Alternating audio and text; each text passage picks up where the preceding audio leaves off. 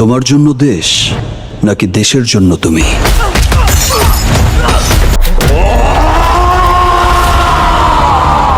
আবারও নকলের অভিযোগ উঠলো মেগাস্টার শাকিব খানের উপর। ভিডিওটা দেখতে থাকুন। চ্যানেল নতুন হলে অবশ্যই চ্যানেল সাবস্ক্রাইব করে পাশে থাকবেন।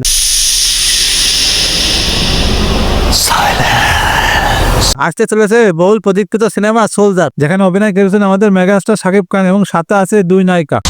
Running with King Kong, bullets rain down like it's thunder. Ready or not, she got the Glock, she'll put you under.